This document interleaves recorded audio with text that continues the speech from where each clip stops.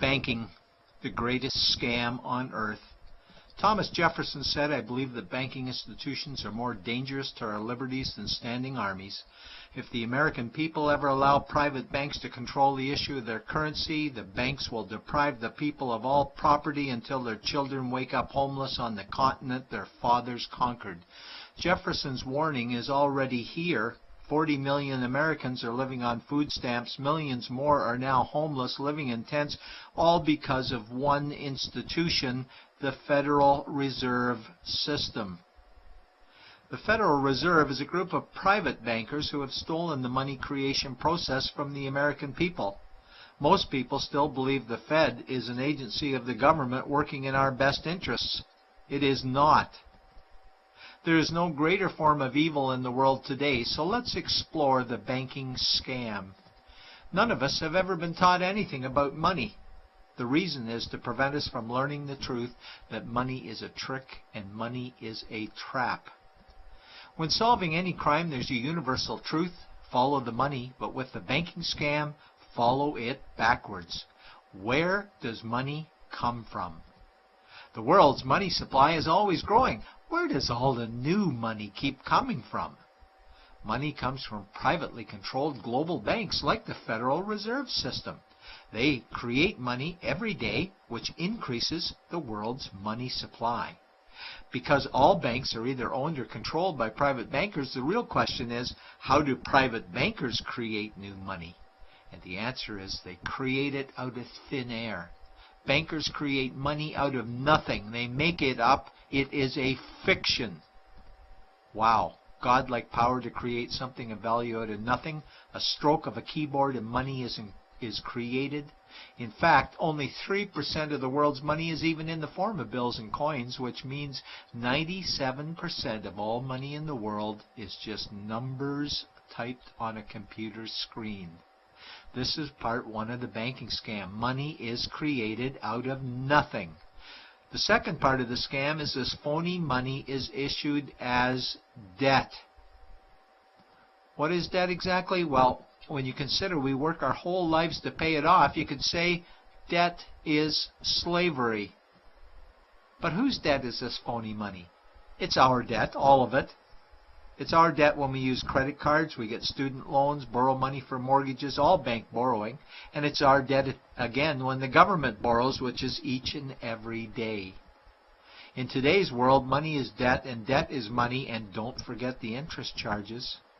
Money equals debt and debt equals slavery, therefore money equals slavery. Our monetary system is a carefully concealed system of slavery. Why? Because our government can create the same money for free with no interest charges, just like they used to as the Founding Fathers designed it inside the United States Constitution for our protection against private bankers. The third part of the banking scam is very evil. When bankers create money from nothing and issue it as debt, they only create the principal portion of the debt. They do not create the money for the future interest payments. There is not enough money in existence for all of us to make our interest payments. In fact, our money creation system is even mathematically impossible. Money issued by the banks, principal debt, does not equal the money demanded back to the banks, principal plus interest. We are forced to play a game of musical chairs to see who can make their debt repayments. This guarantees a world of bankruptcy, competition, and scarcity of money. For example, we go to the bank to borrow money for a house, let's say $100,000. The moment we sign the loan document, the bank creates the money out of thin air. A $100,000 debit gets registered for us and a $100,000 secured credit for them. Then one of two things happens. Either we give the bank 30 years of labor making house payments totaling $300,000 for the original $100,000 we borrowed, or the bank takes our house. The bankers get either our labor for life or our house, and often they get both, all from money created out of thin air and issued as debt, for money made out of nothing. This is why all the bankers end up with all the assets. The fourth part of the banking scam is inflation. People think inflation is prices and costs increase. A better answer might be the value of our money always goes down.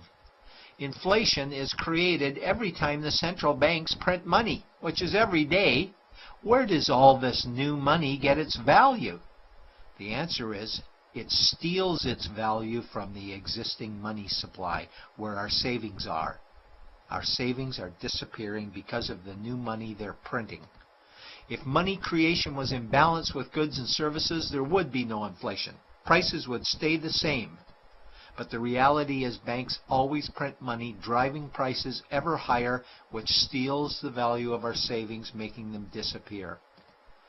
Since the private bankers created the private Federal Reserve in 1913, the United States dollar has lost 97 cents in purchasing power.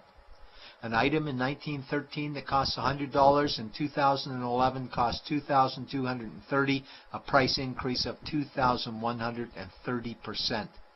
This is the banking scam. 4 parts. Private bankers create money out of nothing and charge interest on it. There is no money created for the future interest payments, and inflation steals our savings every day.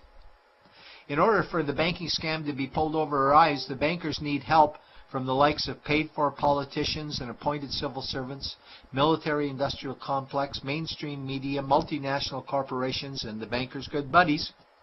For example, what do our banker-controlled television networks say about criminal bankers? "Oh, bankers are our saviors. Chairman is man of the year. He saved the world. Bankers really do deserve their bonuses. They're so smart." And what do our banker-owned G20 politicians say we need to do?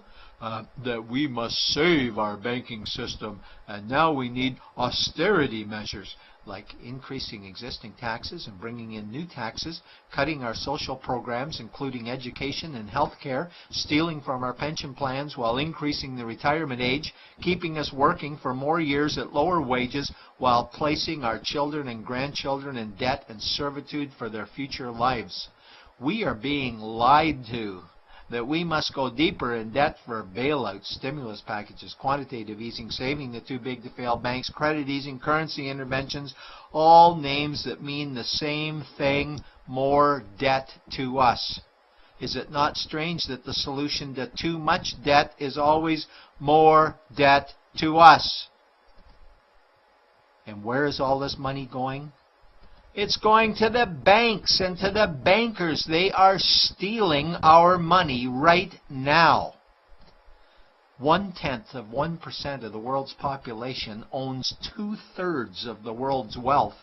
This means that 99.99% of the world's population own less than 1/3 of the wealth, a decreasing amount because these guys are stealing it. We desperately need to wake up to the banking scam. It is time for change. To retake control of our money system, we must stop supporting the banking scam. Lincoln said the government should create all the currency and credit needed to satisfy the spending power of government and the buying power of consumers. Money will cease to be master and will then become servant of humanity. And Jefferson said the issuing power of money should be taken from the banks and restored to the people to whom it properly belongs. It's a pyramid scheme. And we, the people, are the bottom layers of the banking pyramid. Without our support, the banking scam collapses. We have to do it ourselves. Wake up, get active, wake others. Remove our money from the bank. Buy gold and silver coins. Get out of debt. Rip up your credit cards. These actions will bring down the banking scam. Only vote for politicians who support debt-free money, or run for office yourself, and turn off mainstream media to search for the truth while you still can. And support every effort to end the Federal Reserve System and all the privately owned central banks. Let's bring these criminals to justice to get our money and our countries back before it's too late.